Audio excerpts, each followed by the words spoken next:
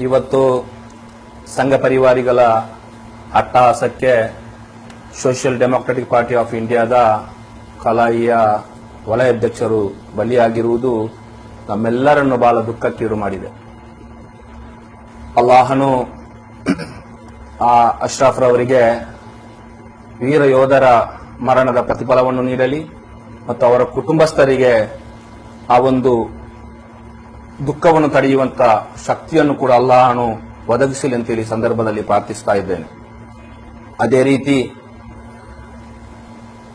Social democratic party of ಇಂಡಿಯಾದ ಎಲ್ಲ ಕಾರ್ಯಕರ್ತರಲ್ಲಿಯೂ ನಾನು ವಿನಂತಿಸ್ತಾ ಇದ್ದೇನೆ, ಯಾವುದೇ ಕಾರಣಕ್ಕೂ ನಿಮ್ಮ ಸಹನೆಯ ಕಟ್ಟೆ ಒಡೆಯಬಾರದು.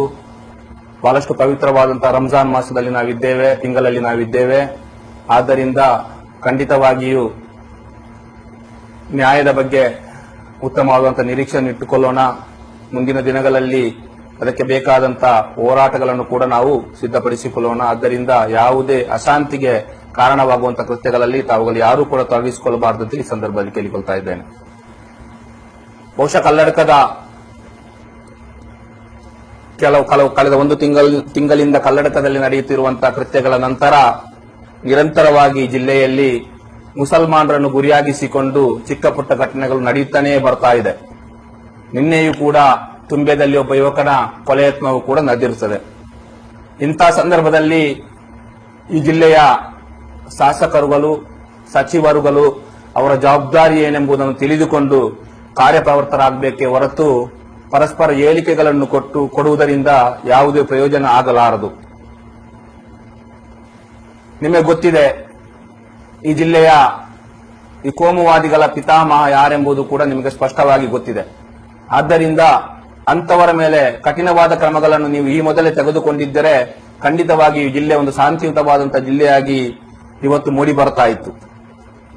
ಒಂದು ವೇಳೆ ಇನ್ನೂ ಕೂಡ ಜಿಲ್ಲಾಡಳಿತ ಜಲೀಲ್ ಕರೋಪಾಡಿಯ ಕೊಲೆ ಹಿಂದಿದ್ದಂತ ಕಾಣದ ಕೈಗಳನ್ನು ಬಚಾವು ಮಾಡಿದ ರೀತಿಯಲ್ಲಿ ಎಲ್ಲಾದರೂ ಅಶ್ರಫ್ನ ಕೊಲೆ ಹಿಂದಿರುವಂತಹ ಕಾಣದ ಕೈಗಳನ್ನು ಬಚಾವು ಮಾಡಲು ಹೊರಟ್ರೆ ಮುಂದಿನ ದಿನಗಳಲ್ಲಿ social democratic party of India Dakshina Kannada ಜಿಲ್ಲೆಯಲ್ಲಿ ಬಹಳಷ್ಟು ತೀವ್ರವಾದಂತಹ ಹೋರಾಟವನ್ನು, ಚಳವಳಿಯನ್ನು ಹಮ್ಮಿಕೊಳ್ಳಲಿದೆ ಅಂತ ಈ ಸಂದರ್ಭದಲ್ಲಿ ನಾನು ಜಿಲ್ಲಾಡಳಿತಕ್ಕೆ ಎಚ್ಚರಿಕೆಯನ್ನು ನೀಡುತ್ತಾ ಇದ್ದೇನೆ.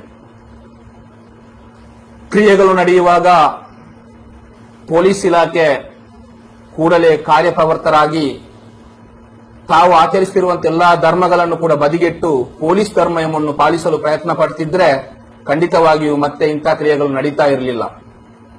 ಒಂದು ವೇಳೆ ಈ ಕ್ರಿಯೆಗಳು ಹೀಗೆ ಮುಂದುವರೆದರೆ, ಇನ್ನೊಂದು ಕಡೆಯಿಂದ ಪ್ರತಿಕ್ರಿಯೆಗಳು ಪ್ರಾರಂಭವಾದರೆ ಖಂಡಿತವಾಗಿಯೂ ಜಿಲ್ಲೆಯ ಕಾನೂನು ವ್ಯವಸ್ಥೆಗಳು ಸಂಪೂರ್ಣವಾಗಿ ಅಸ್ತವ್ಯಸ್ತ ಆಗುವಂತಹ ಸಂಭವಗಳಿದೆ ಎಂಬಂತ ಖೇದಕರ ನಮ್ಮನ್ನು ಇವತ್ತು ನಮ್ಮಲ್ಲಿ ಉಂಟಾಗ್ತಾ ಇದೆ. ಆದ್ದರಿಂದ